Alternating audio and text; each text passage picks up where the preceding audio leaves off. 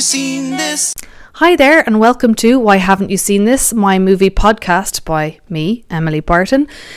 To keep up to date with all things Why Haven't You Seen This, you can follow my Facebook page and Instagram channels. I tend to try to keep them up to date with what my podcasts are going to be, videos and some updates from my guest hosts, some movie trivia, movie news and all that kind of fun stuff. And also on Instagram, if you follow my stories on Instagram, I do love to try and get the chat going and interaction. I'm always really keen to hear what people think of my podcasts. Tell me what you think. Feel free to be brutal. Try not to be a troll, but feel free to tell me what you think. Do you agree? Do you disagree? Were there any episodes that you watched that really inspired you to watch it and you ended up loving the movie? Or were there movies that you watched and you kind of thought, what on earth were they talking about? This movie is rubbish. I'd really be interested to find out. So do keep in touch with me. I hope you're enjoying the season so far. I've had some really great guest host collaborators on this season.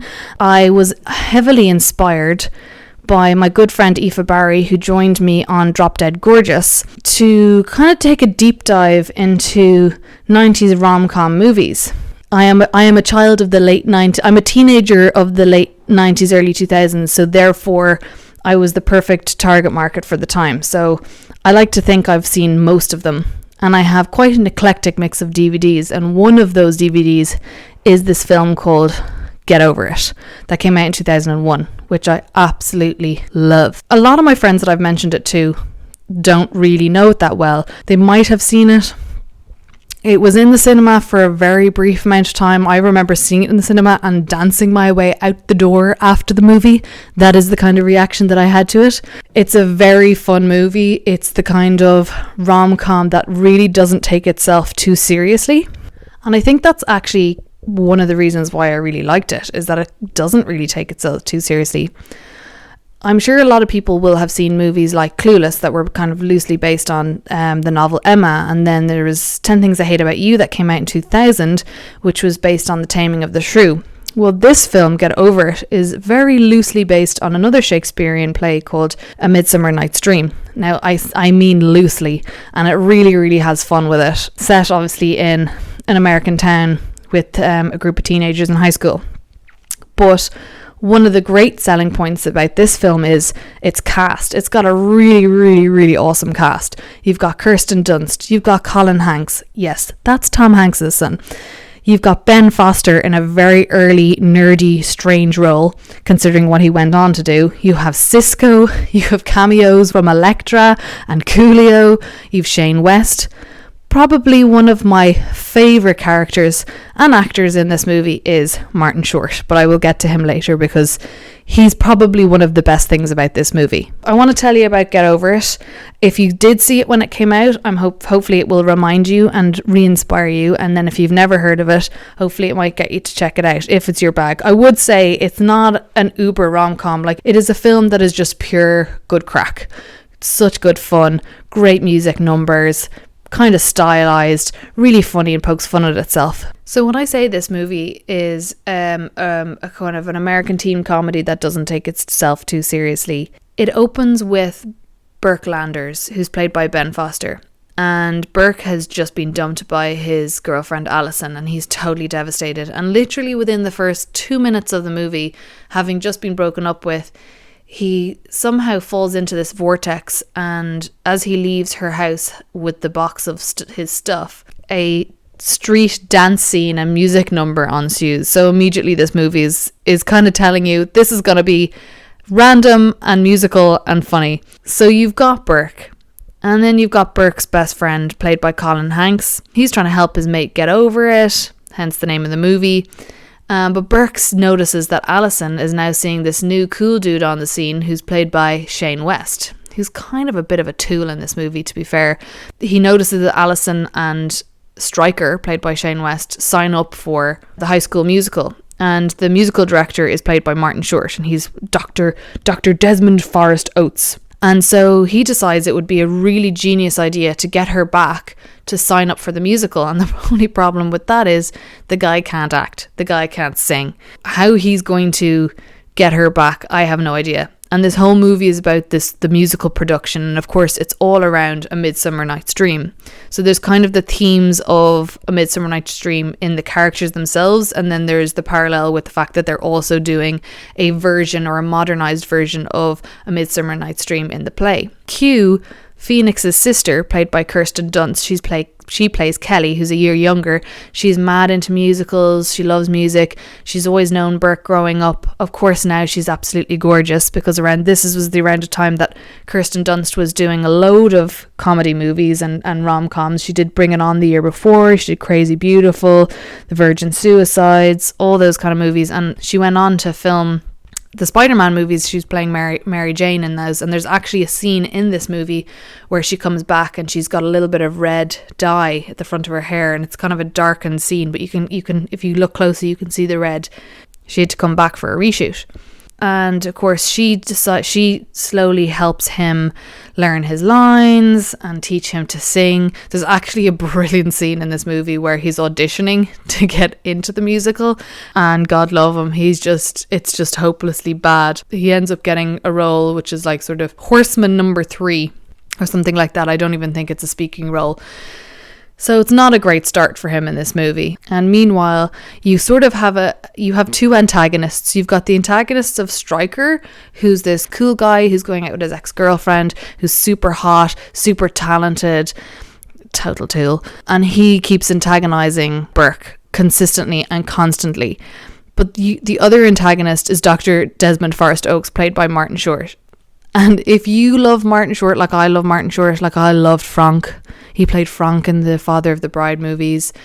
I loved him in the night, particularly in the 80s and 90s. I mean, he did like some amazing movies. You know, the Three Amigos, Inner Space, obviously the Father of the Bride movies, Captain Ron, Mars Attacks. He's just done so many awesome movies. He did Clifford, which was a character he had in SNL, but he's just that over-the-top, old-school, goofy actor. And he plays Dr. Forrest Oakes with so much gumption that it really is one of the best parts of the film. And he keeps antagonizing them. He thinks he's God's gift to the musicals. He has this real arrogance about him, but like a silliness. And just every time he's on screen, no matter what line they gave him, he just turns it into pure comedy. It's so funny. And just to give you a sense of that, I'm going to play a quick clip for you. So this is kind of halfway through the movie, where Peter Wong, who is the star lead in the musical, has just had a unfortunate accident involving nunchucks and seems to have broken his legs at this point. And it's 3 days until the musical opens, so they're in pretty dire straits. So this is how Martin Short, playing Dr. Desmond Forrest Oakes, decides to handle the situation. All right then, everything's going to be fine according to the paramedics. In fact, Peter will be back on his feet in no time. Still, in the words of the wonderful Kevin Spacey, the show must go on. So since curtain is indeed in 3 days, I'm now accepting offers from volunteers for the role of Lysa. Put your hand down, little Steve. No, Stryker, you already have a role. Yes, I know, but I was wanting to nominate someone. Oh, well, that's very flattering indeed, but I don't think a man of 34 can possibly keep up with you youngsters. Actually, I was referring to Burke Landers. Oh, well, that's an intriguing thought. Any other ideas? One that I might use? Put your hand down, little Steve! Jessica, call Domino's. We'll be here a while. There's just so many good moments in this movie, but Martin Short has pretty much 99.9% of them. It's not to say that the rest of the movie isn't fun. It is really good fun, and there's really good interactions, and there's great scenes with all of the cast, but he just steals the show every time. I mean, he has so many quotable moments in this movie. He just comes out with all these one-liners. There's another scene where he kind of goes up to the guys and trying to kind of show off his musical know-how. He turns around and says, "As the old Bobby De Niro once told me," well, I read it in a magazine once, "just because God blesses you doesn't mean there's not another sneeze coming." I don't even do it justice, so just ignore me. Just take my word for it that Martin Short is so good in this movie. And it is just so much fun. It's quite a random one as well, because Ben Foster, this was the first role I saw Ben Foster in. And when you see it, you kind of think he's quite an average, kind of a geeky type of a lead, and it's a little bit odd, but it works.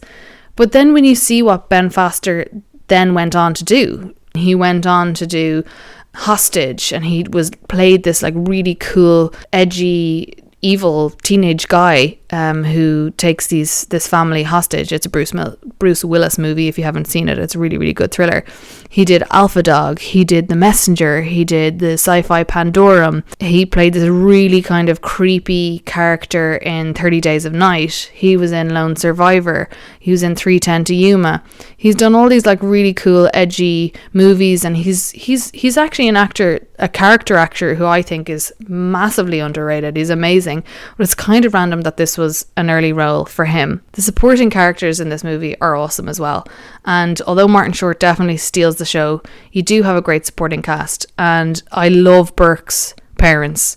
So his parents, Frank and Beverly Landers, are played by Ed Begley Jr. and Susie Kurtz, who are really cool actor and actresses, which you will recognize them immediately. They've been in loads of stuff, and they're really funny. They're basically sex therapists, and they have their own sex show, which of course is a huge cause of embarrassment to their teenage son.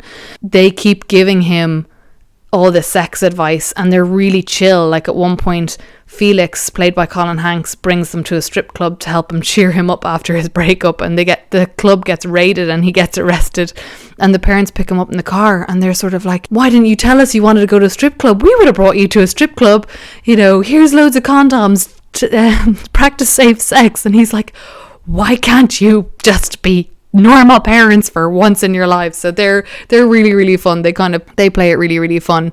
You do have these random pop-ups of Carmen Electra plays one of the kind of the head stripper, Mistress Moira, in it. You have Coolio, who has a blink and you'll miss it moment. Zoe Saldana is also a supporting part, so she plays Alison, the girl who Burke broke up with. She plays her friend, and this was kind of a good time for Zoe Saldana. This was kind of her early roles. She was in Center Stage, the dance movie, which is also a really, really great underrated rom-com dance movie. She's in Crossroads, The Terminal. She went on then, obviously, of course, just to play the title role in Avatar and Guardians. She was Gamora in Guardians of the Galaxy movies. So she was also in this. So this was a kind of one of her early teen roles as well. So this movie just has a really great cast, and it's really, really fun. So if you like silly humour, if you like musical numbers, if you like music, if you like to dance, if you like comedy, if you enjoy watching a cast of actors that are very talented actors and a really good, strong cast, and a really strong supporting cast as well, this is definitely a movie worth checking out. It's such a fun movie. To give you another flavour of Martin Short as Dr. Desmond Forrest Oates, and I know I am banging on a lot about Martin Short in this film, but I really have a mild obsession with his character in this movie. Here he has a run-in with Kelly. So Kelly, played by Kirsten Dunst, who is mad into music, and she plays a supporting character in the musical, and she decides to go by his office because she has written a treatment of one of the songs and is hoping that he might consider using that. And we get a flavour of Dr. Desmond Forrest Oates' ego. I know you're busy, but I just want to talk to you for 1 second. Oh, Miss Woods, please come in. Oh, fun hair clip. I wanted to talk to you about my song. Ah, pocket full of dream. I originally wrote that tune for Miss Diana Ross. Miss Ross, I've written a very groovy song I think you'd love. Oh, that's my hand, buddy. Oh, Miss Ross, Diana! Fortunately, the lawyers got involved, and then bullshit, and then the next thing you know, no deal. It's a great song. I love singing it. Oh, it was fun to write. It's just that I was wondering if you wouldn't mind if I made a few suggestions. You made some suggestions? A weary night, abate thy hours. Well, I just figured, like you said, the song really isn't working. I'd like you to do me a favor, if you will, Miss Woods. I'd like you to read this poster and tell me what it says at the bottom. No food or or drink allowed in the auditorium at any time? It says 12 original songs by Dr. Desmond Forrest. Oh, that part. Yes, that part. I'll tell you what it doesn't say. It doesn't say additional lyrics by Little Miss Sassy Pants. You know, some of those lyrics are Shakespeare's. Ah, and what was the last tune you hummed from Macbeth? Bill Shakespeare's a wonderful poet, but Burt Bacharach, he ain't. That really just says it all. I love his passive-aggressive comments in this as well. He's like, oh, fun hair clip. He doesn't like the hair clip at all. So yeah, this is definitely a fun film to watch. So some people have obviously messaged me and said, Emily, where on earth am I going to watch this movie? Because of course so many of us, we rely heavily on, you know, the next releases coming out in the movies. We have Netflix, we have Amazon Prime, and it's can be a little bit trickier to go back and revisit some of these movies. I mean, I obviously have a lot of these movies on DVD, so it's kind of easy for me to watch them. So how do you watch them if hopefully I've inspired you to, or, you know, piqued your interest in them? I would recommend, if you can, to support local movie stores. So whatever your local movie store is here in Dublin, you know, there's Golden Discs, there's Tower Records. If you can support, do. And a lot of places will order them for you if they don't have them in stock. Of course, you might not necessarily want to go and buy a movie that you haven't seen. So your best bet is probably checking out YouTube. A lot of movies you can get on YouTube. You can either rent them or buy them. You can buy them on Amazon. There's like a ton of sites where you can buy movies or rent movies online. If you end up watching it or renting it online and you absolutely love it and you want to buy it on DVD, like I did, to have it on my collection, go for it. I hope you've enjoyed the season so far. Please do send me messages on Facebook or on Instagram. I would love to hear your feedback. Are there movies that you feel, you know, not enough people know about, or, you know, came out a good few years ago, and, you know, when you rewatch them and you realize this is such a great film, people should watch this again? Let me know. Tell me. Send me a message. I want to hear from you. And to finish off the podcast, I am going to play one more clip for you. If my chitter chatter about this movie in general and the awesome cast and the amazing performance by Martin Short isn't enough, I'm going to play one more clip that will hopefully inspire you to check it out. So I thought I'd play for you very quickly the painfully funny clip where Burke turns up at the auditions for the musical, and oh man, it's just so painful. This is a little flavour of his audition. Audition? Ah, Burke Landers. Goody for me. I'd like to read a monologue by Oberon in the third act. Oh, and I can't wait to hear it. But first, I need to hear your singing audition. Excuse me? The procedure, Mr. Landers, is that we sing first and then we read later. Jessica, could you help me here? I'm sinking in quicksand, unfortunately. With this book. Sing first, read later. Sing first, read. Any song? Any song you want. Kiss a little longer, make it last a little. Projection, Mr. Burke. Projection. Kiss a little longer, stay close a little longer.